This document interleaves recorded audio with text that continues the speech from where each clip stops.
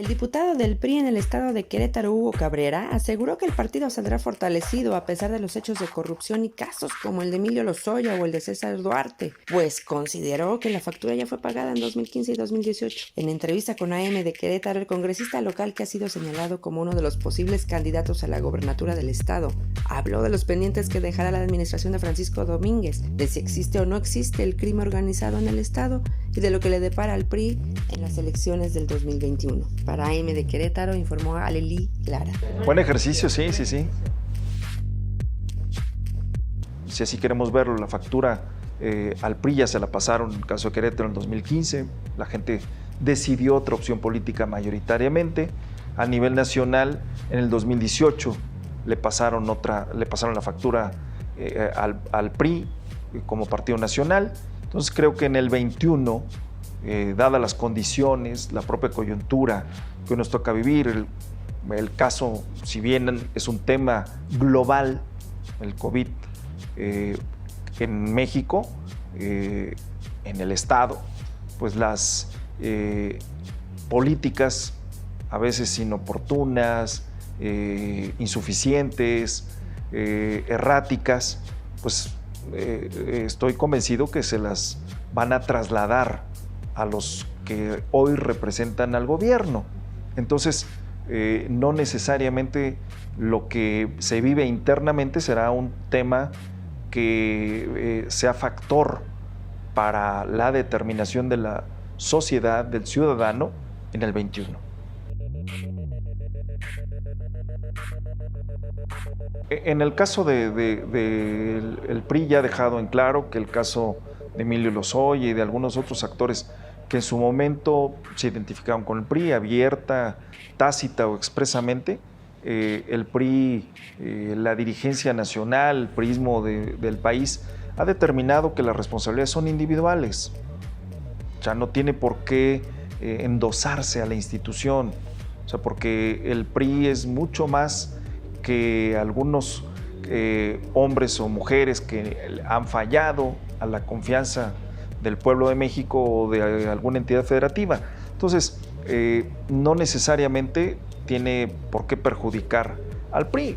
Quien además afirme algo, pues tiene que probarlo. El gobierno federal, la Fiscalía General de la República, el gobierno de la llamada Cuarta Transformación, pues tendrá que acreditar ante la sociedad que la extradición de Emilio Lozoya verdaderamente corresponde a los propósitos de combate a la corrupción, de justicia, y no a un propósito político partidista electoral de cara al 21. Entonces, tendrán que acreditar fehacientemente los dichos de Emilio Lozoya y lo que ha despertado la presencia del exdirector de Pemex en nuestro país.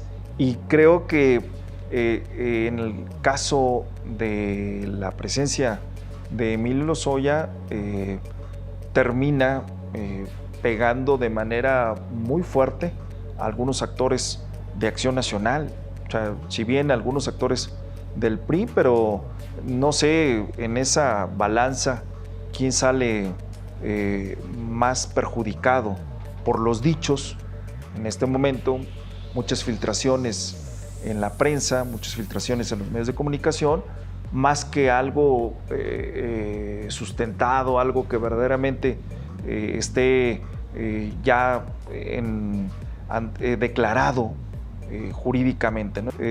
Hay mucho todavía por ver y no es casual que efectivamente se esté enviando hasta diciembre, cuando estarán emergiendo muchas candidaturas a la elección más grande de la historia de nuestro país.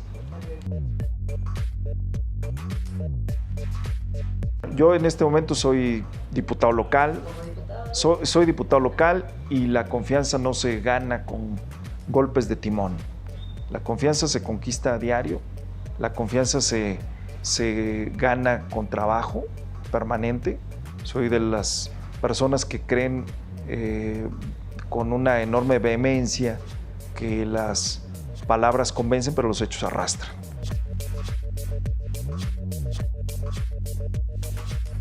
No, yo no creo. El tema es que Enrique Peña Nieto trabajó para muchas cosas que hoy finalmente, como están las condiciones del país, creo que mucha gente al final de cuentas se puede percatar de que hubo cosas importantes. Faltó mayor estrategia en la comunicación hacia la sociedad, en haber hecho un trabajo de mayor contención, de haber desligado, ejemplo, Ayotzinapa, en donde un tema local, tema de delincuencia, tema que pasa por estos grupos de terror en Guerrero, no tenía por qué el gobierno federal haber absorbido el costo y la responsabilidad cuando pudo haberse quedado en el ámbito municipal y estatal, que no era ni siquiera gobiernos emanados del PRI. Entonces, pero no se supo desligar de manera adecuada. El tema de seguridad, el tema de movilidad, son cuestiones que se ofertaron en época de campaña, que incluso fueron estandarte en la oferta política y que se queda a deber en la postrimería de este sexenio.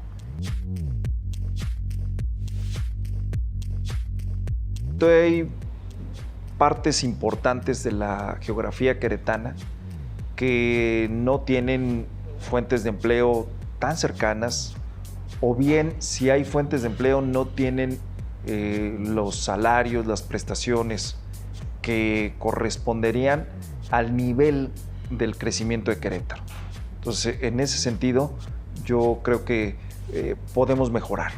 Hay cosas en donde estimo que se nos está yendo de las manos la movilidad, la seguridad, la movilidad en dos vías, Aleli.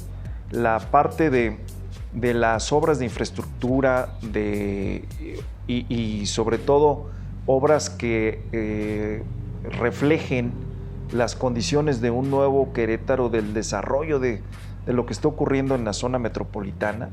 O sea, me parece que hay muchas cuestiones que se han hecho en los últimos años que son más reactivas que de largo alcance. O sea, me parece que Querétaro merece obras, que merece un equipamiento que permita prever los próximos 50 años, no solamente un sexenio, sino mucho más allá. No cabe duda que hay intereses muy enquistados, hay intereses que a veces el gobierno, por preservar la relación con algunos grupos, la gobernabilidad en cierta forma, pues no va al fondo de los temas. No se quiere arriesgar más allá del sexenio, y entonces se queda con alguna obra vial, con una propuesta, con la modernización del transporte público, pero no salimos de ese mismo círculo. El tema es el tema de seguridad.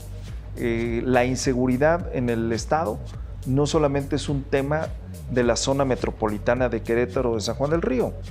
La inseguridad, la delincuencia, el consumo de estupefacientes está llegando a zonas rurales del estado, está llegando al centro, al norte de Querétaro, y tenemos entonces que pensar en programas de prevención, apostarle mucho más a la educación, al deporte, a programas que apoyen a los jóvenes, a los niños.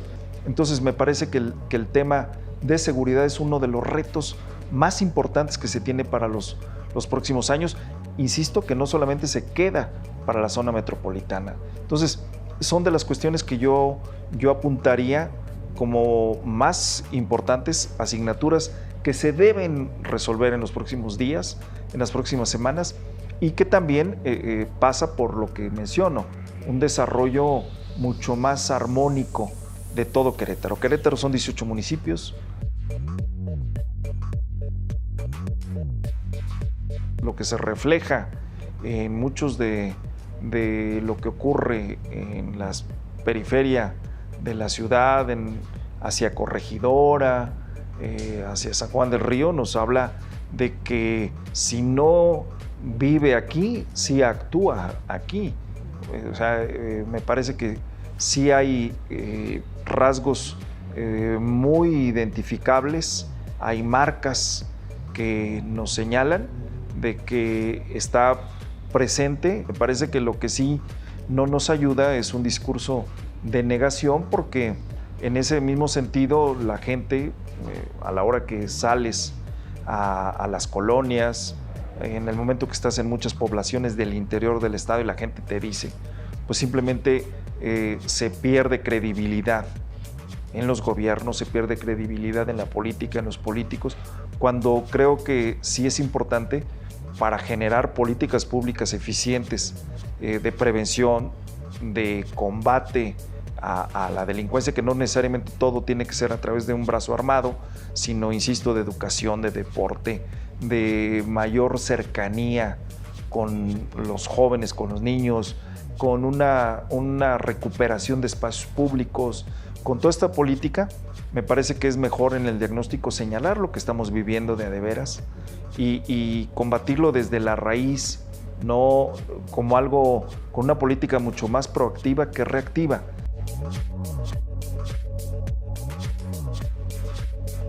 Hay que aplicar la ley, hay que aplicar el derecho y no es necesario, no es la política de decir vamos a pactar. Me parece que no es lo más atinado y finalmente la sociedad lo rechaza y finalmente la sociedad se da cuenta cuando hay ese tipo de contubernios que no nos llevan a ningún lado.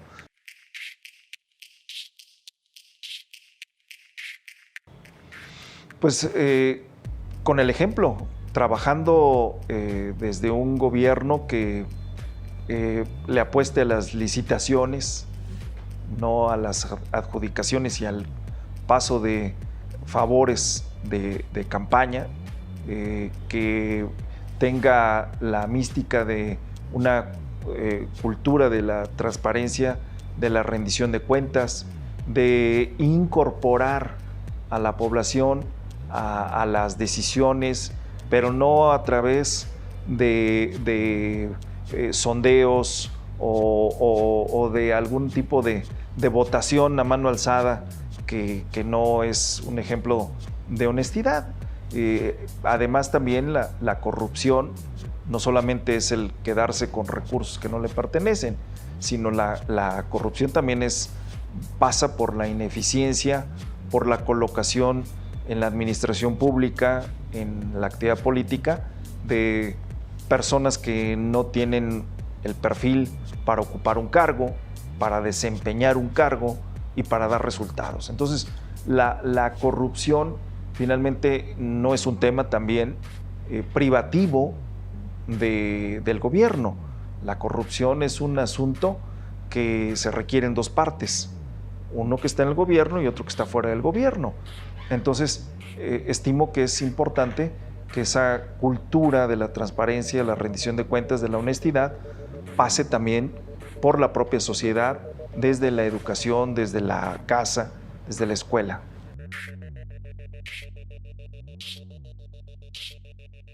Me parece que la improvisación, la creación de políticos, que no es lo mismo, yo lo he dicho muchas veces, no es lo mismo hacer carrera política que política a la carrera, o cuadros políticos que corresponden más a un perfil de complicidad y de continuismo, más que de continuidad y de un genuino compromiso con la sociedad. Eso sí, apunto más como enemigo de lo que puede perjudicar a Querétaro.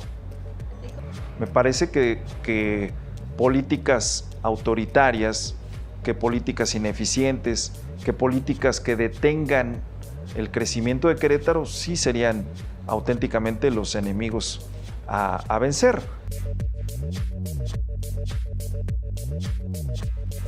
prefiero ser historiador que profeta. La verdad es que ninguno logra como ciudadano convencerme.